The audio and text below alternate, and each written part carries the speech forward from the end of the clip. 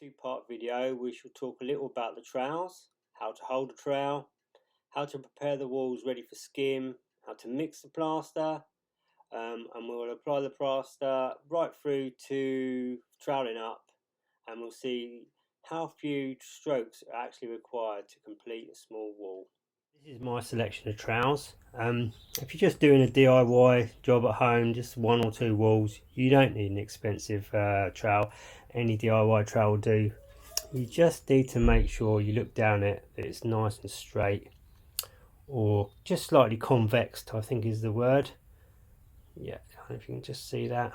It's just got a slight bow to it. So this brown wooden handled Marshalltown here, 11 inches, this was my very first trowel. Bought this in around 1986. For about 5 or 6 years this was the only trowel I had. Amazingly, I pebble dashed entire houses with this, plastered, extensions, everything, all just for this one little 11-inch trowel. Then in around the very early 90s I bought this 14-inch Marshalltown. This was the trowel that I used in the video that we're watching today. This was the only trowel I used. Actually, I didn't use any other trowels. This is pretty much my go-to trowel for everything. I have this 18-inch Marshalltown here, which was apparently stainless steel, but you can quite clearly see that it's not. But I'll use this if I'm doing big areas to flatten them, just to flatten it out. I have these two blue-handled refiner trowels, Superflex. These are quite expensive trowels. They actually keep them in leather cases. These really are, you know, they're a bit more than what a DIY would really need. But once the plaster's on the wall and flattened off, if I go over with one of these trowels here, they're so fine, it pretty much looks like the wall's finished, to be honest, and ready for water when it's still super wet. This one's a plastic one. You can actually change the plastic part of the trowel. You can see the little trowel clips into it there. I really only use that for sand and cement, finishing off sand and cement walls. Again, it gives a beautiful finish on sand and cement. It's my little 18-inch trowel just to get into tight places. And of course a bucket trowel. This bucket trowel I've had for around 20 years. Cost me about £3 from Toolstation. And yeah, this is probably the most used of all of the trowels, to be honest. This morning we're going to be plastering these walls here. This wall around this corner.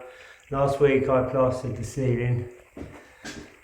It was Artex, and there was actually a loft hatch just there, but the customer was so pleased with it, she's decided to ask me to skim these walls here, save her a lot of hassle decorating. So we're going to Uni-Bond them first. I'll give them all a little scrape, coat of Uni-Bond, and then once that Uni-Bond is just about gone off, I'll give it a second coat of Uni-Bond. Right, so just going to give the walls first coat of PVA. It's mixed up 50-50 with water. This will go on, and once it goes a little bit tacky, probably about 10 to 20 minutes, depending on the time of the year, I can give it a second. For some reason that video clip stopped a little bit too short. So what I was saying was, once the second coat of Uni-Bond has started to go just before it goes off, so just the last bit of tackiness you can feel, that's when you're ready to start your skim coat. Now, if you put your skim on too wet, what will happen is, as you're starting to trowel it up, the plaster will just start to sort of almost like patch up and come off in clumps, and it will end up being a terrible mess. So I mean, ideally, if you're skimming at home, you would put your first coat of Uni-Bond on the day before, and on the day of plastering give it the second coat, and it will dry much quicker then, obviously. And as I say, just before it goes off, just that last stage of tackiness, that's when you're ready to start skimming. Now today, or on that day, I'm only going to give it one coat of skim. I'm an old school plasterer, so back in the early 80s when I learnt to plaster, we used to give most stuff one coat anyway. It's only occasionally we gave 2 coats to stuff, usually on a bonding or a browning backing. But if we were skimming over old walls, plasterboard, or sand and cement backing that we'd applied ourselves, that was all flat and level, we would generally only give it 1 skim. But most plasterers nowadays, and for many years, have been giving it 2 skims, which is fine. It's definitely a better finish, no two ways about it, and I will do it occasionally, but skimming over old walls like that, where they're already nice and flat, there really isn't too much need. Okay then, right, we're going to mix up some skim now, some multi-finish plaster, which can go, it's called multi-finish because you can go on multiple surfaces.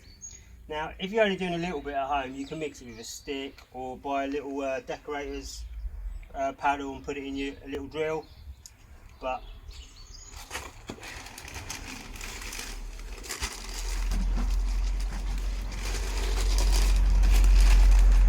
you don't want to put too much in to start with because you don't want it all getting stuck at the bottom.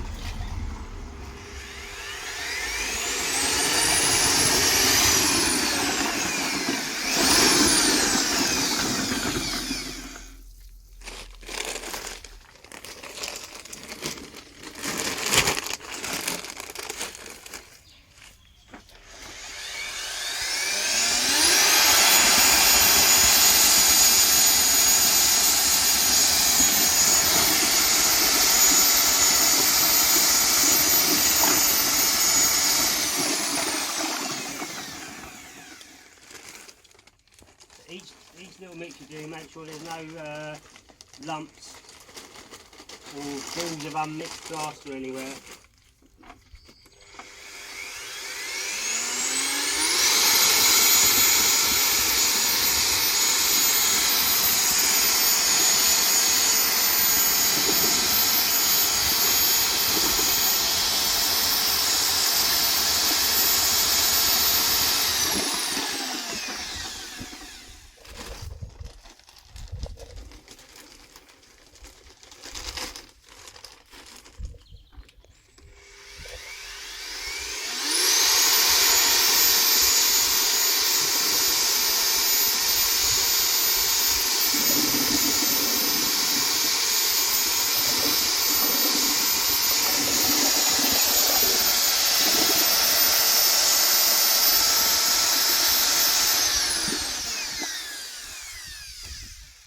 Now if I was giving it 2 coats, I would probably keep it just like that for the first coat.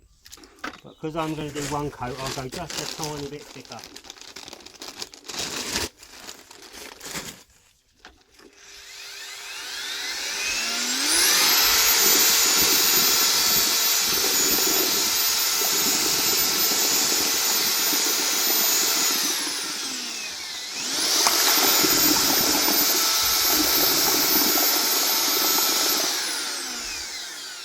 So you mix it, make sure you can see no little lumps and bumps in there.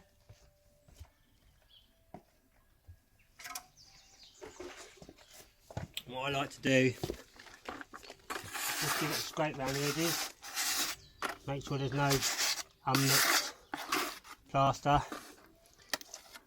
and I'll just carefully scrape that off there.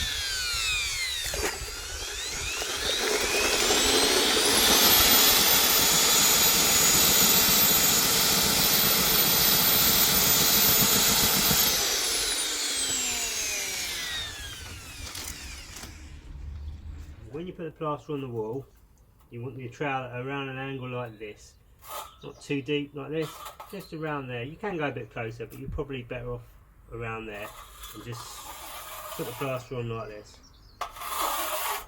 And once the plaster's all on the wall, you reduce the angle, but if you carry on like this, all you do is take the plaster off, move it around, and you end up with an uneven bumpy wall. So bring the trowel in nice and tight like this, and just smooth it off. Once you get better, you better come up, change the angle, come down, up, down, and that will help flatten it all over the wall. But that's just after a bit of practice. To start with, just doing this will be fine.